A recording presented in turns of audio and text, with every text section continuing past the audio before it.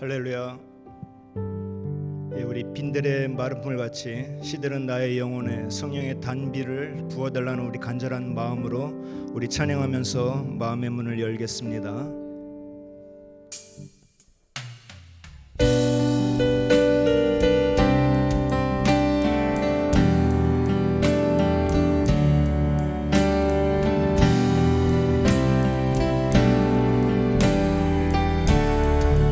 빈들의 마른 풀같이 빈들의 마른 풀같이 시들은 나의 영혼 주님의 허락한 성령 간절히 가물어 메마른 땅에 가물어 메마른 땅에 단비를 내리시듯 성령의 단비를 부어 새 생명. 우리 다시 한번 찬양합니다.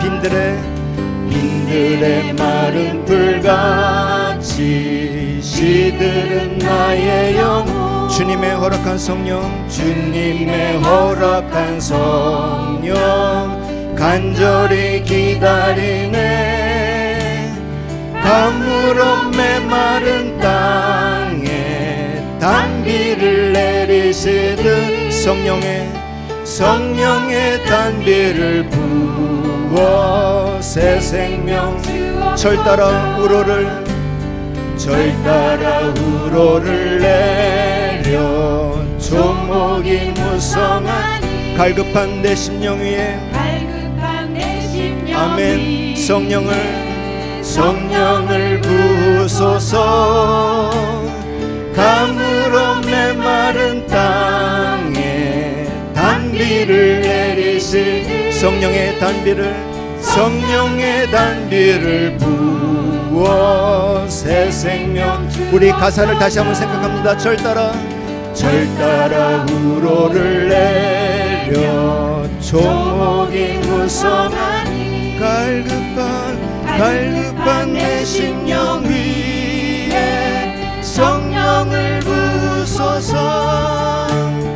가물어 메마른 땅에 단비를 내리시듯 성령의 단비를 부어 새 생명 주옵소서. 하늘문 여소서 주의 뜻 이루게. 성령님 오소서. 이 땅에 다시 한번 하늘문 여소서 주의 뜻 이루게. 성령님 오소서. 이 땅에 하늘문 여소서 주의 뜻. 성령님 오소. 이 땅에 영원 하늘문 여소서 주의 뜻 이루게. 성령님 오소서. 이 땅에 가물어 메마른 땅에 단비를 내리시. 성령의 단비를 부어 새 생명 주옵소서. 아멘. 우리 이 시간 기도하는 마음으로 이 찬양 드렸으면 좋겠습니다. 우리 함께 기도합니다. 주님 앞에 무릎을 꿇습니다. 긍휼을 베푸시는 주님, 우리 향해 주의 은혜를 베풀어 주시기를 원합니다. 우리 기도하면서 이 찬양 드리겠습니다. 우리 함께 기도해. 우리 함께 기도해. 주 앞에 나와 무릎 꿇고 긍휼 베푸시는 주 하늘을 향해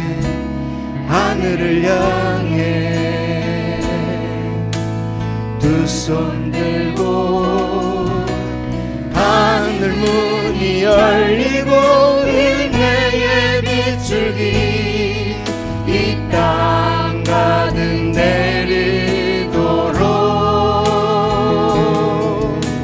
마침내 주 오셔서 의의 빛을 우리 위에 부으신 우리 함께 기도합니다. 우리 함께 기도해 주 앞에 나와 무릎 꿇고 긍휼 베푸시는 주 하늘을 향해 두 손 들고 하늘 문이 열리고 은혜의 빗줄기 이 땅 가득 내리도록 마침내 주 오셔서 의의 빗줄기 우리 위에 부으시 우리 다시 한번 고백합니다. 우리 함께 기도해 우리 아멘 함께 기도해 주 앞에 나와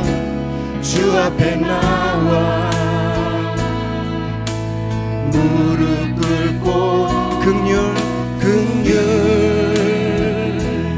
베푸시는 주 하늘을 향해 두 손 들고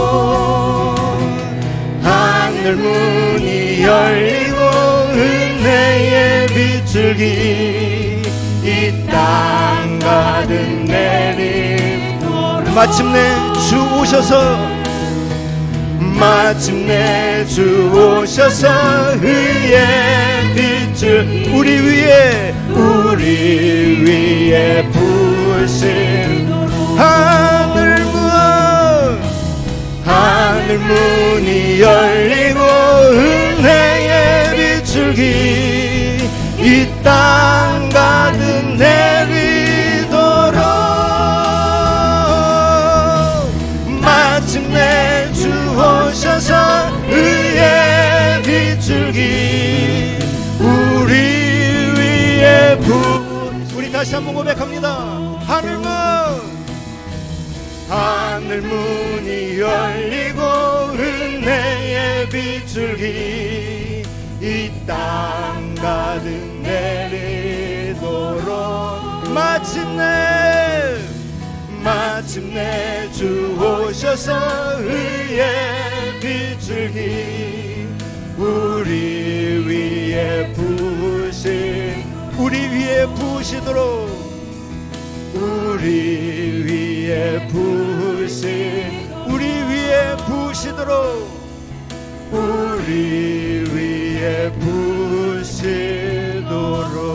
부으시도록 아멘.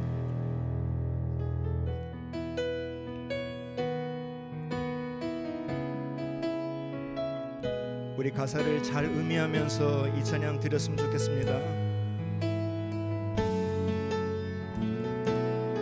하나님 어디에나 계시죠?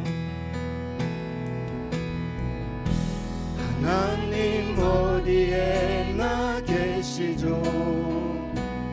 교회와 가정 학교와 일터에도 하나님 이름 부르는 그곳 하나님 이름 부르는 그곳에 주 계시니 그곳이 바로 우리 다시 한번 고백하며 나갑니다. 하나님 어디에나 계시죠? 교회와 가정 학교와 일터에도 하나님 이름 부르는 그곳에 주 계시니 그곳이 바로 교회. 아멘. 우린 우린 모여서 예배하고 흩어져서 예배해요.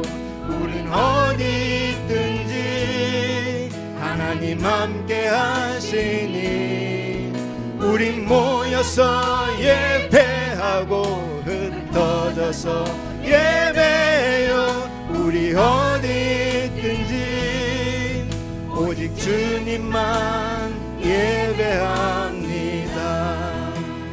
내가 선 그곳이 어디라도 여전히 주님 나와 함께 계시니 하나님 이름 부르며 살리 내 안에 주 계시니 우리 다시 한번 고백합니다. 내가 선 그곳이 어디라도 여전히 주님 나와 함께 계시니 하나님 이름 부르며 살리 내 안에 주 계시니 우리가 바로 교회라. 우리 모여서 예배하고 흩어져서 예배해요. 우리 어디 있든지 하나님 함께 하시니 우리 모여서 예배하고 흩어져서 예배해요. 우리 어디 있든지 오직 주님만 예배합니다. 우리 모여서 예배하고 흩어져서 예배해요. 우리 어디 있든지 하나님 함께 하시 아멘.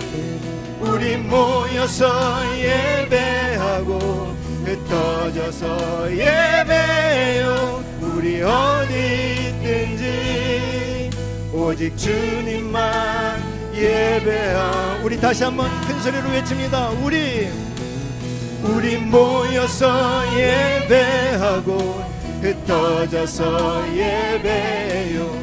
우리 어디 있든지 하나님 함께 하시니 우리 모여서 예배하고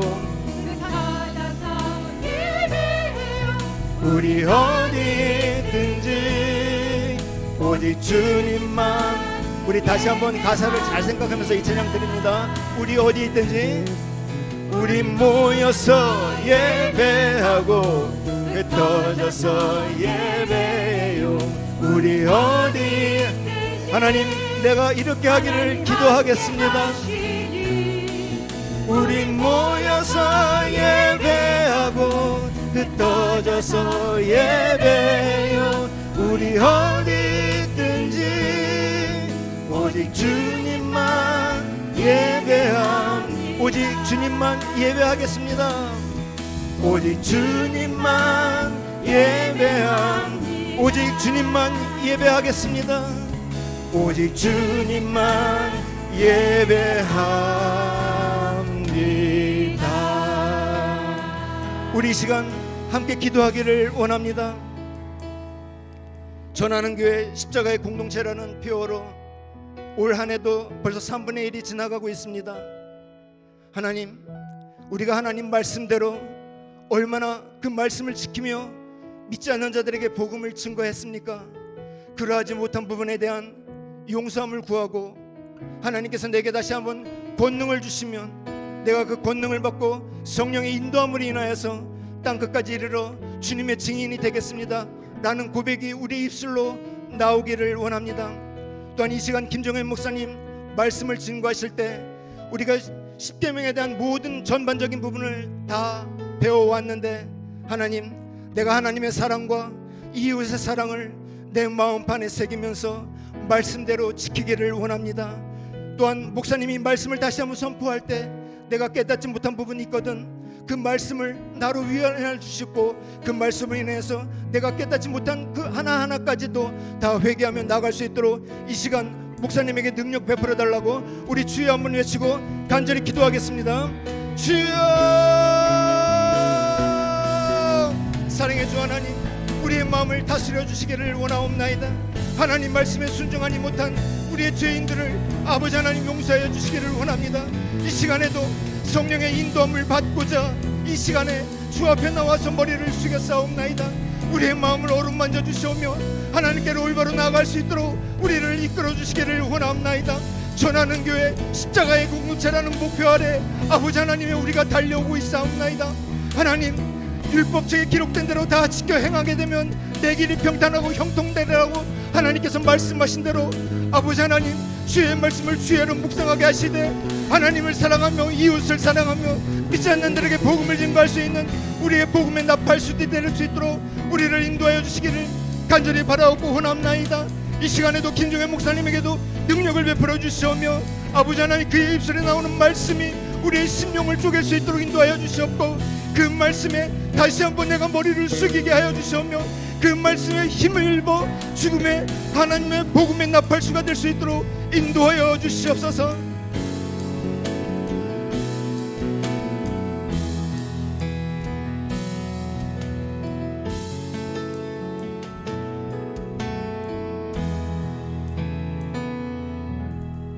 하나님 아버지, 저희들을 자녀 삼아 주시고 이 시간 감사와 찬양으로 예배드리게 하심을 감사드립니다.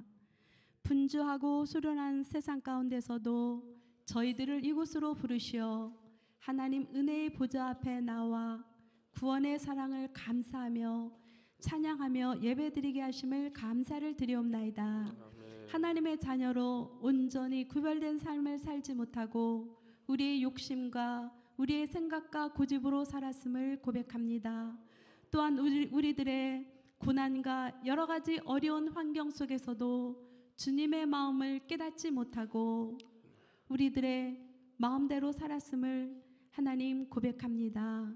우리들의 연약함을 불쌍히 여겨주시고 오늘 이 시간 저희들 말씀의 성령의 능력의 말씀으로 저희들을 새롭게 새로운 영으로 창조하여 주시옵소서. 아멘. 그리하여 말씀을 듣는 자에게 이 시대를 향한 하나님의 뜻을 깨닫게 하시며 말씀을 읽는 자들에게 말씀의 능력이 삶 속에서 나타나게 하시며 또한 하나님의 말씀을 묵상하는 자마다 말씀을 붙잡고 승리하며 살아가는 은혜를 허락하여 주시옵소서. 아멘. 또한 주님의 핏값으로 세워지고 성도의 눈물과 기도와 희생으로 성장한 우리 화산교회가 이 시대와 나라와 위정자들을 위해 기도하는 교회가 되게 하옵소서. 아멘. 또한 교회를 섬기고 하나님을 예배할 다음 세대를 위한 눈물의 기도가 끊어지지 않고 다음 세대를 위하여 기도하는 교회가 되게 하여 주시옵소서. 아멘. 또한 선교사님들의 사역과 가정을 위한 기도 소리가 끝까지 하늘 보좌를 움직이기까지 기도하는 교회가 되게 하옵소서. 아멘. 또한 저희들 성령 안에서 하나 되어 모든 성도가 선한 청지기가 되어서 겸손과 온유와 오래 참고 서로를 용납하며 부르심의 소망 안에서 각자 주신 은사를 따라서 충성되이 섬기어서 이 지역과 나라와 이 시대의 십자가의 복음으로 생명을 살리는 교회가 되게 하여 주시옵소서. 아멘. 하나님, 이 시간 또한 김정현 목사님을 통하여 하나님의 마음을 말씀으로 선포하실 때에 아멘. 말씀이 우리들의 심령에 역사하사 우리들의 가정과 일터와 하나님이 주신 사람들의 관계 속에서 아멘. 사랑하는 자로 말씀을 이루어가며 승리하며 살아가게 하여 주시옵소서. 아멘. 이 시간 또한 주님의 은혜와 도우심을 간절히 바라는 영혼, 부르짖는 영혼에게 회복과 치유하심과 치유가 일어나는 예배가 되며 모든 심령이 주님의 임재 안에서 기쁨과 은혜와 감사의 영광을 드리게 하옵소서. 아멘. 하나님, 만세전부터 저희를 사랑하심을 감사드립니다. 세상 끝까지 우리를 사랑하시고 인도해 주실 것을 믿으며 저희들을 끝까지 사랑하시고 구원해 주신 예수님의 이름으로 기도드립니다. 아멘. 아멘.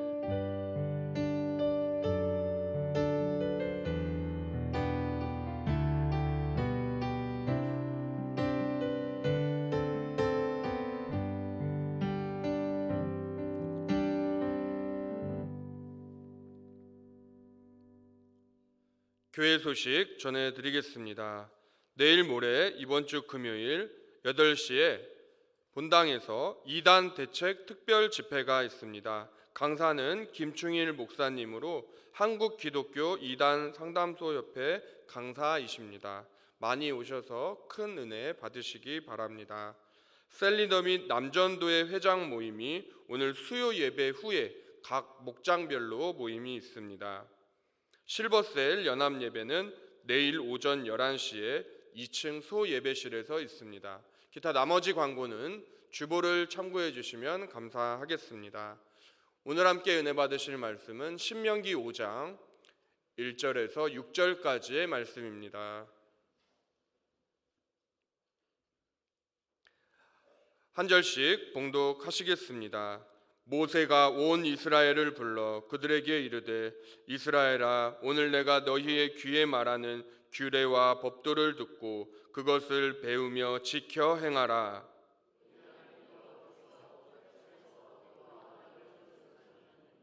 이 언약은 여호와께서 우리 조상들과 세우신 것이 아니요 오늘 여기 살아있는 우리 주 곧 우리와 세우신 것이라.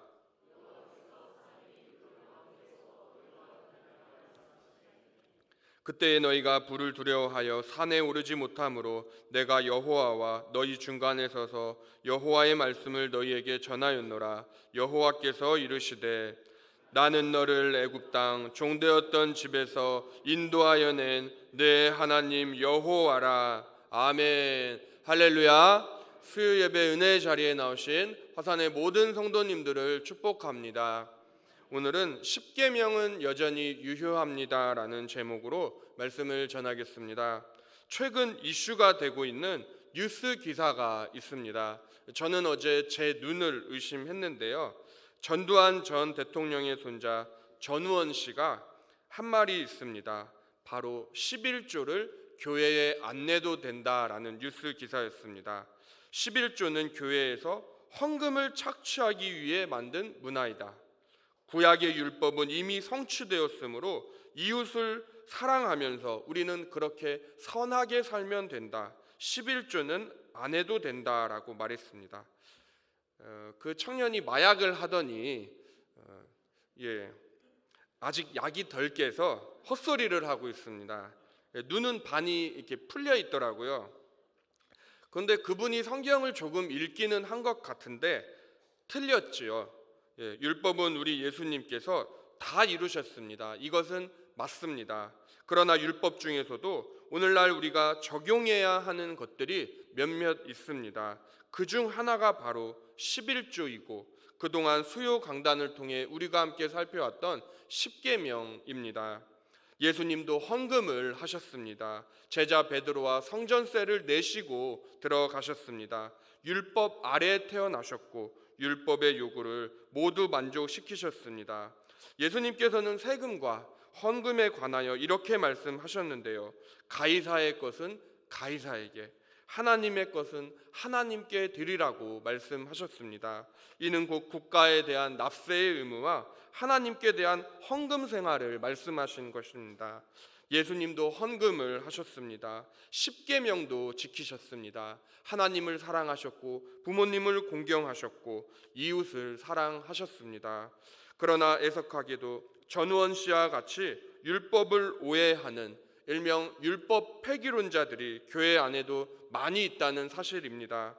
그래서 오늘은 여전히 우리에게 유효한 십계명의 이해와 적용에 대해서 함께 말씀을 나누고자 하는 것입니다. 하나님께서 교회에 주신 보물 3가지가 있습니다. 그것은 각각 사도신경, 주기도문, 십계명입니다.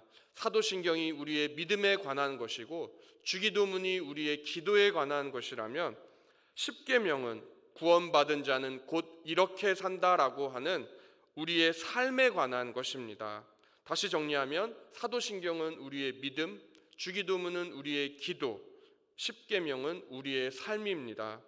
십계명의 구성은 어떻게 십계명을 이해하느냐에 따라서 초대교회로부터 3대 7, 5대 5, 4대 6으로 이해하였습니다.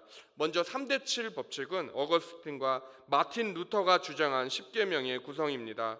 4계명, 안식일을 지켜 거룩히 행하라는 결국 사람이 지키는 것이고 이웃에게 행하는 것으로 간주해서 이런 비유를 주장하였습니다. 하나님에 대한 계명으로 제4계명을 이해하지 않았습니다. 그리고 5대5 법칙이 있는데요. 이는 알렉산드리아의 교부 클레멘트가 주장했습니다. 부모 공경을 곧 하나님 공경으로 이해하는 것이죠. 마지막으로 4대6 법칙이 있는데요. 가장 많은 기독교인이 알고 있고 따르는 비율로서 존 칼빈이 주장한 법칙입니다. 1에서부터 4계명까지 하나님 사랑에 관한 계명이고 5에서 10계명까지 이웃 사랑에 대한 계명으로 이해하였습니다. 그래서 10계명의 구성을 말할 때에 여러 주장들이 있습니다마는 우리 개혁주의 장로교회는 존 칼빈의 4대6 법칙을 따르고 있습니다. 율법의 구성에 대해서도 잠시 짚고 넘어가면 좋겠는데요. 율법은 총 613가지로 구성이 되어 있죠. 긍정적인 명령이 248가지, 부정적인 명령이 365가지, 합쳐서 613가지입니다. 이 613가지를 요약한 것이 바로 십계명입니다. 또한 십계명은 또 두 가지로 요약을 할 수가 있는데요. 하나님 사랑과 이웃 사랑입니다. 그리고 이 두 가지 사랑 역시 한 단어로 압축해서 요약한다면 바로 사랑이라는 말로 요약할 수가 있겠습니다. 그런데 율법은 크게 세 가지로 분류할 수가 있습니다. 그것은 각각 도덕법, 의식법, 시민법이 되겠습니다. 먼저 의식법에 대해서 살펴보면 이스라엘의 할례 문화, 각종 제사와 절기에 관한 것입니다. 그러나 그리스도께서 십자가에 죽으심으로 모든 절기와 제사를 이루셨습니다. 유월절 어린 양 그리스도께서 십자가에 죽으셨습니다. 유월절을 이루셨습니다. 이는 너희가 애굽에서 급히 나왔습니다. 누룩을 넣지 않는 빵을 이스라엘 백성들이 먹었는데 우리 예수님은 점 없고 흠 없는 그래서 무교절을 이루셨습니다. 또 초막절을 이루셨습니다. 장막절, 수장절을 이루셨습니다. 1년에 한 번 대제사장만 지성소에 들어갈 수 있던 그 대속죄일이 예수님께서 십자가에서 죽으실 때 성소 휘장이 위에서 아래로 찢어짐으로 모든 사람이 하나님께로 나아갈 수 있게 되었습니다. 속죄일을 이루셨습니다. 둘째로 시민법이 있습니다. 이스라엘이라는 특정한 나라에 적용되었던 법률입니다. 눈에는 눈, 이에는 이와 같은 동해보복법이나 대출과 이자 문제, 도둑질에 대한 보상 등에 관한 법입니다. 애굽에서 나온 이스라엘은 아직 법이 없는 국가였으므로 하나님께서 엄격하게 다스리신 법들도 몇몇 있습니다. 부모를 욕한 자는 돌로 쳐 죽였고 간음한 자도 돌로 쳐 죽였습니다. 시민법은 그러나 특정한 시기와 특정한 나라 이스라엘에만 적용되었던 법이므로 오늘날 우리가 지키지 않아도 됩니다. 그러나 너무 죄에 대하여 우리가 관대해도 문제가 되겠습니다. 마지막으로 도덕법이 있습니다. 이 법은 십계명에 잘 요약되어 있습니다. 도덕법은 곧 십계명이다. 이 공식은 맞는 말입니다.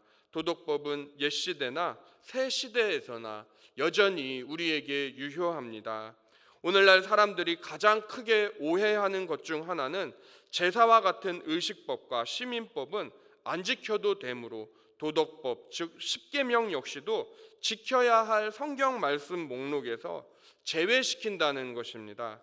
이는 예수 그리스도의 십자가 사랑을 빙자한 말입니다. 그러나 예수님은 율법을 폐하러 오신 분이 아니요 완성하러 이 땅에 오신 분이십니다. 사랑으로 완성하셨습니다. 우리 다 함께 마태복음 5장 17절의 말씀을 한 목소리로 읽어보겠습니다.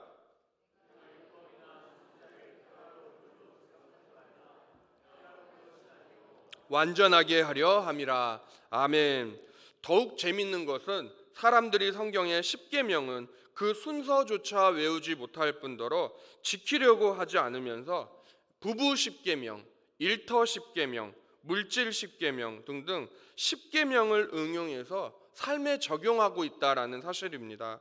진짜는 제쳐두고 가짜를 생산하고 있습니다. 서울 남산에 가면 돈가스가 명물이라고 하지 않습니까?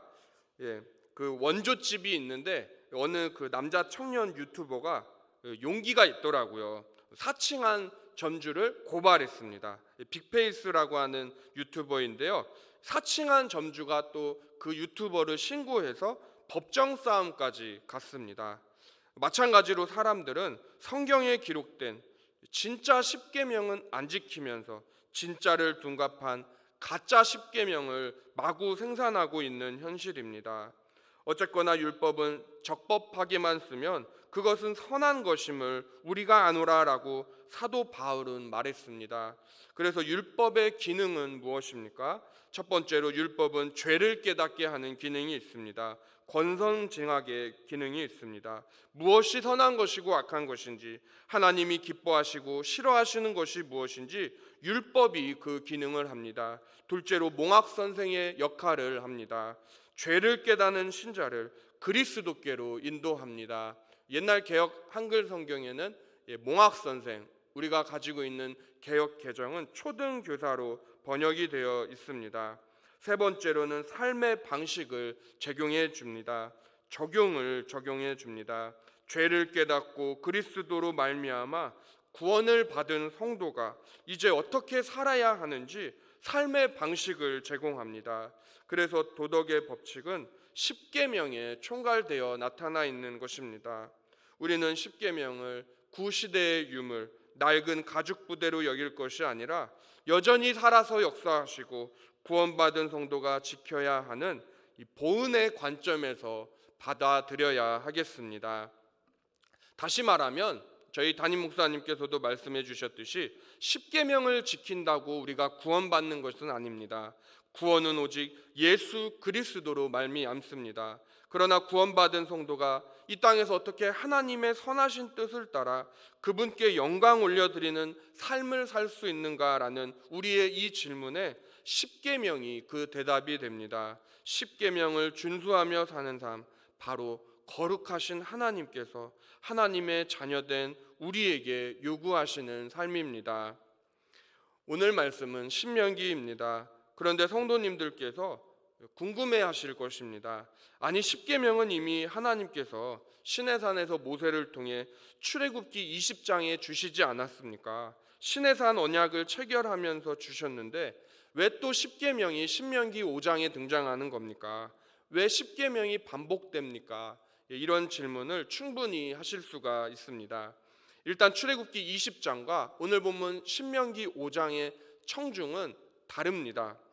출애굽기에서는 그 대상이 출애굽 1세대였습니다. 그리고 신명기의 청중은 출애굽 2세대가 되겠습니다. 즉 비교해 보시면 아시겠지만 내용은 변함이 없습니다. 그런데 주된 청중이 바뀐 상황입니다.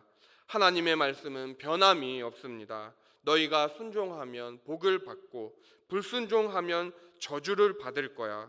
순종하면 내가 너를 머리가 되게 하고 꼬리가 되게 하지 않을 거야. 대적들이 한 길로 왔다가도 7길로 도망할 거야. 이런 말씀들 모두 우리 옛날 어르신들께서 기도하실 때에 자주 하시던 말씀들인데 거의 다 신명기에 기록되어 있습니다. 어쨌거나 시간이 흐르고 십계명의 적용 대상도 출애굽 1세대에서 2세대로 바뀌었습니다. 그러나 지금 이 시대를 살아가는 저와 우리 성도님들에게도 십계명은 여전히 유효한 줄로 믿습니다. 신명기에는 별명이 있습니다. 바로 모세의 설교입니다. 신명기 서두에 신명기가 모세의 설교라고 불리우는 증거가 기록되어 있는데요. 우리 다 함께 신명기 1장 1절의 말씀을 한 목소리로 읽어보겠습니다. 이는 모세가 요단 저쪽 숲 맞은편에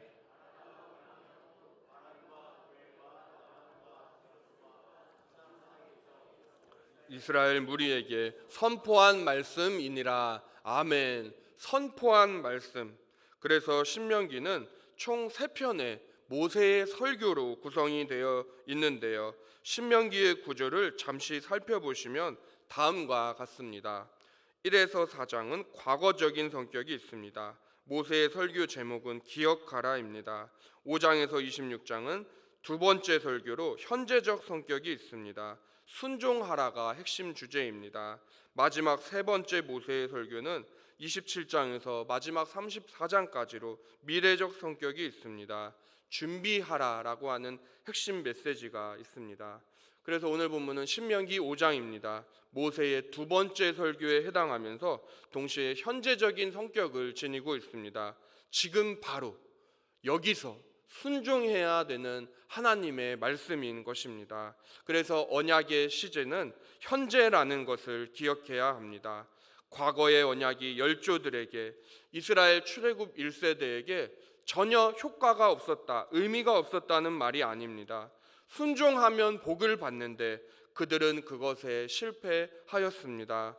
이 언약의 효력은 과거로 끝나지 않고 출애굽 2세대에게 또 오늘날을 살아가는 저와 우리 성도님들에게도 동일하게 적용이 됩니다. 즉 여전히 언약은 효력이 있다라는 것입니다. 이것은 아담의 범죄가 우리에게 흘러 들어온 것과 같은 이치입니다. 또 언약의 장소는 여기라는 것을 기억해야 합니다. 출애굽기에서 십계명을 말씀하신 곳은 시내산입니다. 오늘 신명기에서 말씀하시는 장소는 이제 요단강을 건너기 전에 요단 동편에서 주신 말씀입니다. 그런데 하나님은 우리가 있는 이곳 여기에서도 말씀하시는 살아계시는 하나님이십니다. 우리가 있는 자리에서 말씀을 살아내야 하는 것입니다. 그렇기에 언약의 대상은 바로 우리입니다. 다 함께 오늘 본문 신명기 5장 3절의 말씀을 읽어보시겠습니다. 이 언약은 여호와께서 우리 조상들과 세우신 것이 아니요 오늘 여기 살아있는 우리 곧 우리와 세우신 것이라. 아멘. 사람의 계약은 당사자가 죽으면 효력을 잃게 됩니다. 그러나 우리 하나님은 영원히 살아계십니다. 하나님은 죽은 자의 하나님이 아니요 산 자의 하나님이십니다. 성경의 모든 언약, 모든 약속이 바로 우리와 나와 맺은 사건임을 잊지 마시기 바랍니다. 하나님께서는 아브라함에게 약속하신 언약을 신실하게 지켜오신 분이십니다. 아브라함에서 이삭으로, 이삭에서 야곱으로, 야곱은 70명의 가족을 데리고 애굽에 거주하게 되는데 요셉 덕분에 기름진 땅 고센에서 살게 되고 200만 명 이상으로 성장하고 마침내 모세 때에 출애굽하여 한 민족을 형성하게 됩니다.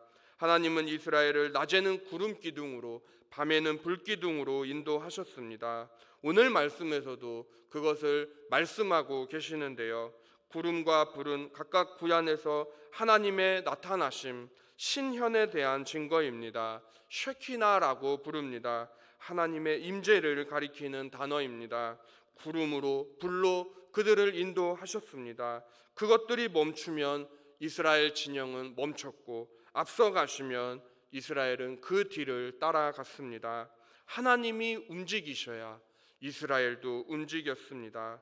그렇게 광야 40년간 그들의 배는 줄이지 않았고 발을 부르트게도 하지 않으셨습니다. 올림픽은 해마다 열리지 않습니다. 4년에 한 번 열리게 됩니다. 각국을 대표하는 선수들은 땀과 눈물을 흘리며 금메달을 목표로 훈련에 정진합니다. 십계명은 율법의 대표 선수라고 할 수 있겠습니다. 십계명은 율법의 국가 대표입니다. 십계명은 우리에게 주 너의 하나님을 사랑하라고 말씀하십니다. 마음과 목숨과 뜻과 힘을 다하여 말입니다. 그리고 내 이웃을 내 자신과 같이 사랑하라고 말씀하십니다. 그래서 십계명을 요약해서 하나님 사랑, 이웃 사랑이라고 말하는 것입니다. 그런데 더 짧게 십계명은 한 단어로 정의하면 사랑이라고 했습니다.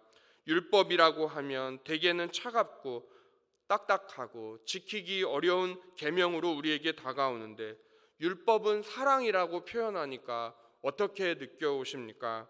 하나님의 넓은 품이 떠오르시지 않으십니까? 온 천지 만물을 지으신 하나님이 나를 사랑하셔서 독생자를 보내신 그 아버지의 마음이 묵상되시지는 않으십니까? 하나님의 사랑을 받은 자가 이웃을 사랑할 수 있습니다. 하나님의 사랑을 깨달은 자가 이웃을 사랑으로 섬길 수 있습니다. 그래서 이웃 사랑 없는 하나님 사랑 없고 하나님 사랑 없는 이웃 사랑도 없습니다. 모세는 출애굽 2세대에게 그의 계명은 어려운 것도 아니요 먼 데 있는 것도 하늘에 있는 것도 바다에 있는 것도 아니라고 말했습니다. 우리 한 목소리로 다 함께 신명기 30장 11절에서 14절 말씀을 읽어보시겠습니다. 내가 오늘 내게 명령한 이 명령은 내게 어려운 것도 아니요 먼 것도 아니라 하늘에 있는 것이 아니니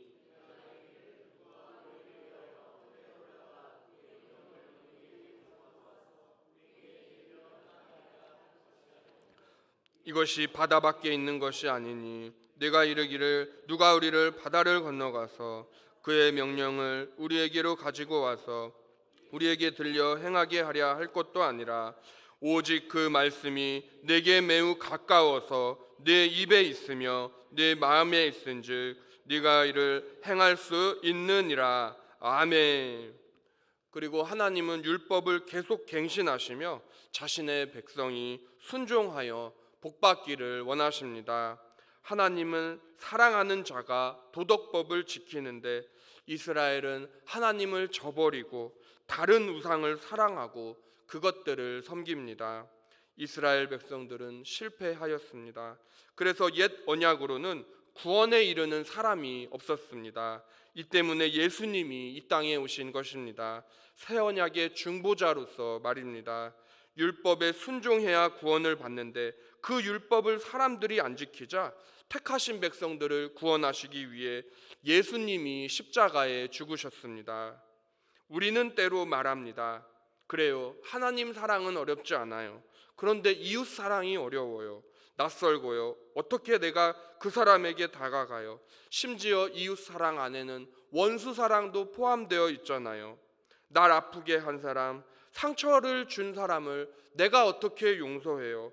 어떻게 사랑하란 말이에요? 라고 반문합니다.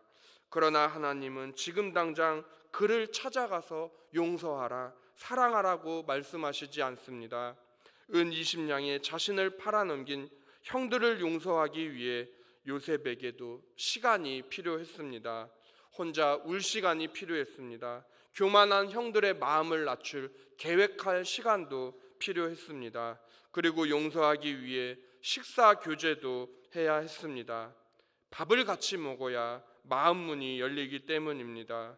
그리고 요셉은 형들을 용서하는 것도 결국 자신이 하는 것이 아니라 하나님께서 도와주셔야 가능하다고 믿었습니다. 애굽에 온 것도 당신들이 나를 팔아서가 아니요 하나님이 형님들보다 나를 이곳에 먼저 보내셨나이다 라고 고백합니다. 그래서 어떤 사람이 용서하며 사랑하는 삶을 살 수 있습니까? 요셉처럼 용서를 위해서 서두르지 않는 사람, 시간을 두고 천천히 계획하고 자신의 인생은 오직 하나님이 인도하신다라는 믿음이 있는 자가 형제와 화해할 수 있는 줄로 믿습니다. 이것은 오직 하나님의 사랑을 경험한 자만이 가능합니다. 이어서 오늘 본문 6절입니다. 본문 6절도 한 목소리로 읽어보겠습니다.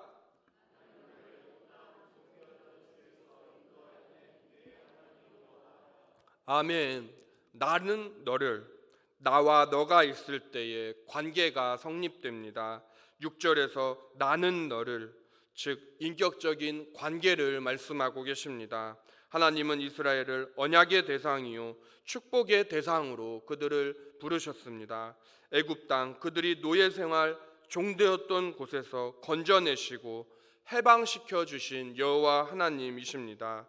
우리들도 그리스도로 말미암아 죄와 사탄에게서 건짐을 받았습니다. 영원히 마귀의 종노릇 할 수밖에 없던 사망을 향해 가던 우리들을 예수 그리스도의 보혈로 구원해 주셨습니다. 그래서 십계명은 우리에게 무거운 짐이 결코 아닙니다. 구원받은 성도가 하나님의 크신 사랑에 보답하기 위한 보은의 관점에서 우리의 삶에 적용해야 하는 것입니다. 말씀을 지식으로 아는 데 그치지 않고 그 하나님의 사랑을 십계명을 우리의 삶으로 살아내야 하는 것입니다. 마지막으로 제가 극동방송 라디오에서 흘러나왔던 한 이야기를 들려드리고 설교를 마치고자 합니다. 연애 중이던 한 커플이 있었습니다. 형제는 교회에 잘 다니고 신앙이 깊은 믿음 좋은 청년이었고 자매는 교회에 다니지 않는 소위 불신 청년이었습니다. 그런데 신기하게도 남자친구가 자기를 그렇게 아껴주는 거예요. 심지어 여성들이 소위 예민해진다는 기간이 있지 않습니까? 극도로 예민해진 자매의 언행에도 그 형제는 다 받아주었습니다. 마치 다른 곳에서 받은 사랑을 자신에게 날라다 주는 느낌을 자매가 받았습니다. 그래서 하루는 데이트를 하다가 조용한 곳에서 오빠에게 묻습니다. 오빠는 내가 믿지 않아? 난 짜증도 잘 내고 신경질도 잘 내는 여자잖아. 어떻게 그런데 날 그렇게 이해해주고 배려해주고 사랑해줄 수가 있는 거야? 응? 그러자 형제가 이렇게 대답했다라고 합니다. 내가 아무리 널 사랑해도 날 사랑하신 예수님의 사랑과는 비교할 수도 없어. 형제의 이 말 한마디가 자매의 큰 충격으로 다가왔다고 합니다. 집으로 돌아오는 길에도 그날 밤 잠자리에 누워서도 남자친구가 한 말이 계속 생각나더라는 겁니다. 도대체 예수의 사랑이 뭐길래? 자매는 결심을 했는지 형제에게 연락합니다. 이번 주 일요일에 나 오빠 따라서 교회 나가볼래? 그렇게 자매는 인생 처음으로 교회에 발을 디디게 됩니다. 그리고 자매는 예배를 통해서 예수 그리스도의 사랑을 알게 됩니다. 그 둘은 결국 결혼했고 자매는 지금 전국을 돌아다니면서 간증 집회 강사로 사역하고 있다고 합니다. 그 자매님이 간증을 하면서 꼭 빼먹지 않고 그런데 하는 말이 있다라고 합니다. 여러분, 사랑이 저를 변화시켰습니다. 사랑이 저를 바꾸어 놓았습니다. 성도님들, 하나님은 사랑이십니다. 그분의 말씀 또한 사랑이십니다. 복음도 사랑이지만 율법도 여호와 하나님의 사랑입니다. 십계명도 우리를 사랑하사 주신 거룩한 하나님의 거룩한 계명인 줄로 믿습니다. 이제 말씀을 정리하며 맺고자 합니다. 하나님은 예나 지금이나 변함없이 살아계신 분이십니다. 그렇기에 그분의 약속도 살아 있습니다. 언약 역시 영원합니다. 3500년 전 모세를 통해 이스라엘과 맺으신 언약은 여전히 우리에게도 동일하게 적용이 됩니다. 십계명은 여전히 유효합니다. 동일하신 하나님께서 동일한 순서대로 동일한 축복을 주십니다. 십계명의 순서는 지금도 변함이 없고 십계명을 잘 지키면 복을 주신다는 하나님의 신실한 언약의 약속도 변함이 없는 줄로 믿습니다. 그러므로 우리는 이 약속의 말씀을 날마다 상고해야 하겠습니다. 하나님을 사랑하고 부모님을 공경하고 이웃을 사랑해야 하겠습니다. 이제 가정의 달 5월이 다가오고 있습니다. 첫째 주일을 우리 화산 가족주일로 지키게 되는데요. 아직 믿지 않는 가족 친지들을 위해서 함께 기도하고 우리가 영혼 구원을 위해 포기하지 말아야 되는 줄로 믿습니다. 그리하여 자손 천대까지 아니 영원히 하나님의 축복을 받아 누리시는 수원화산교회 모든 성도님들의 복된 가정 다 되시기를 예수님의 이름으로 축원합니다. 기도하시겠습니다. 그랜드 피아노 헌금 정순옥 권사님 예물 드리셨습니다. 하나님 아버지 감사합니다. 십계명은 여전히 우리에게 유효한 줄로 믿습니다. 3500년 전이나 오늘날 이 시대 달에 사람을 보내는 이 시대를 살아가는 저희에게도 여전히 하나님의 말씀은 살아있고 하나님의 약속 또한 살아서 역사하시는 줄로 믿습니다. 그 하나님의 말씀을 무거운 짐진 것으로 여기지 아니하고 어려운 것도 아니요 먼 것도 아니요 하늘에 있는 것도 바다에 있는 것도 아니고 오직 나와 같이 있어서 내 옆에서 도우시는 하나님의 신실한 약속임을 믿고 그 말씀을 살아내는 능력 또한 저희에게 허락하여 주시옵소서. 그리하여 보내신 곳에서 빛과 소금의 역할 잘 감당하시는 우리 화산의 모든 권속들 모든 성도님들 되게 하여 주시옵소서. 또한 귀한 예물 하나님께 올려드립니다. 그랜드 피아노 헌물하셨습니다. 하나님 우리 권사님 가정에 물질의 축복을 더하여 주시고 기름통에 기름이 가루통에 가루가 떨어지지 않는 자손 만대 또 물질의 축복도 허락하여 주시옵소서. 감사합니다. 예수님의 이름으로 기도드렸습니다. 아멘. 이 시간 우리 함께 들으신 말씀 기억하시며 찬송가 336장 찬송가 336장을 찬양하시겠습니다.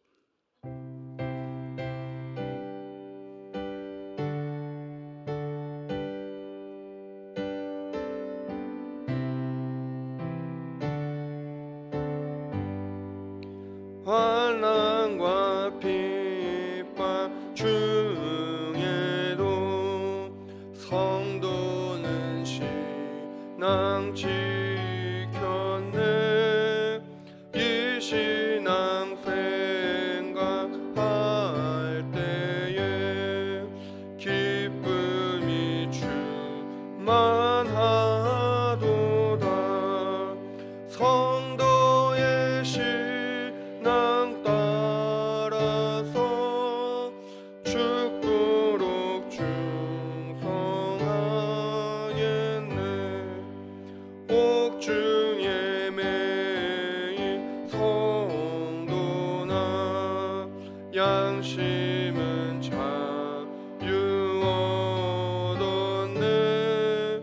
우리도 고난 받으면 죽어도 영광 되도다. 성도의 신앙 따라서 죽도록 충성하겠네. 성도의 신앙 본받아 원수도 사랑하겠네. 인자한 언어 행실로 이 신앙 전파하리라. 성도의 신앙 따라서 죽도록 충성하겠네.